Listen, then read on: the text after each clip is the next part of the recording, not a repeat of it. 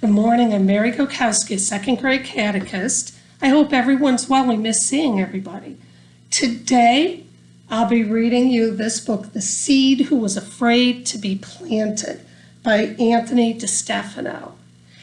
And when you listen closely, because you're going to hear about, even in scary times you're worried a lot, God will be there for you. And this is for everybody. Kids, adults, we have to remember that. So let's start. There once was a seed who lived in a drawer in a room of a mansion by a beautiful shore. The drawer was filled up with seeds of all kinds for bushes and trees and flowering vines. The seed was quite happy and had lots to do. The drawer was quite pretty and painted bright blue.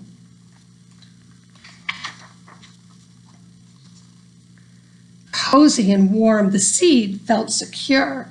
The drawer was a playground, of this he was sure. But all was not well. The seed was afraid that he would be taken and planted one day. The mansion, you see, was owned by a man whose hobby was gardening and tending his land. The man sometimes took a seed from the drawer, and no one would see that seed anymore. The seed was so scared there might come a day the man would reach down and take him away. The thought was just awful and hard to believe. He couldn't imagine that he'd have to leave. Then one dark day, the drawer opened wide. The seed saw a hand reach down from outside. He tried to escape, he begged and he cried, but there was no place to run or to hide. The hand collapsed about him. The seed shook with fear. He yelled to the man, "Don't take me from here." Outside in the garden, the seed looked around. He saw to his horror a hole in the ground. A hole in the ground? Oh no, it can't be. I want to go back to my drawer. Can't you see? I'm scared to be planted. I want to be free. I'm in so much pain and such agony. The man was just silent. He made not a sound. He just smiled softly and put the seed down. The sky was deep purple. The seed said a prayer. The man stood above him and buried him there. He started to moan. He started to groan. He felt so abandoned, forsaken, alone. Tired and frightened, he started to weep and soon closed his eyes and fell fast asleep. All covered with dirt, he dreamed he would die. But then all at once, in a blink of an eye, something took place there in the hole to the seed's weary body and terrified soul. He started to change, he started to glow. The little seed stretched and started to grow. "What can be happening?" the little seed cried. "What is this feeling I feel deep inside?" His body expanded, he swelled and he grew. He rose in the dirt till his head wiggled through. Once through the soil, he saw a great light. The sun in the sky was dazzling bright. Slowly but surely, the seed was aware of rising and climbing up into the air. At last the seed realized, at last he could see, he was really and truly becoming a tree. Higher and higher the little tree went. Into the heavens he made his ascent. Suddenly branches sprang from his side. Hundreds and hundreds of leaves multiplied.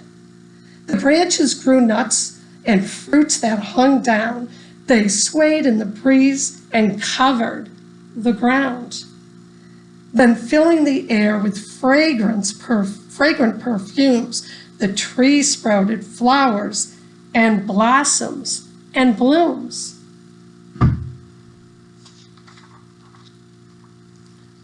The birds began building nests for their young, joyfully flapping their wings as they sung.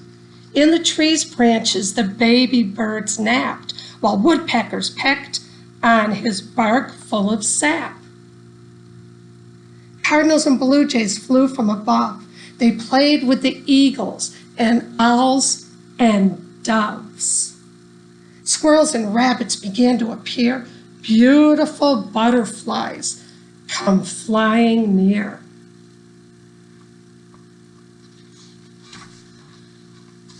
The tree was amazed. He looked at the scene. The sky was so blue, the garden so green, mountains and vineyards and cities he saw. Millions of mansions looked over the shore.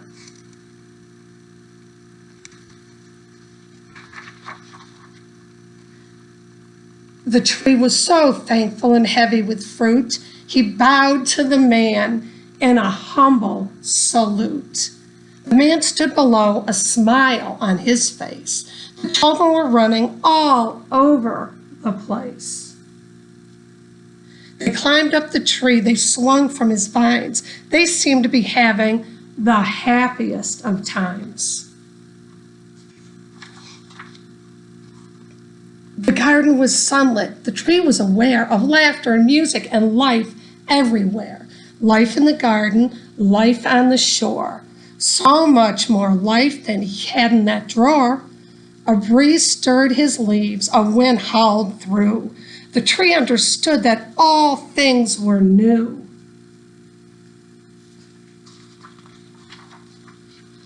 The tree understood that he had been freed. He barely remembered when he was a seed. He barely remembered his life in the drawer. His fears disappeared and returned nevermore. The end.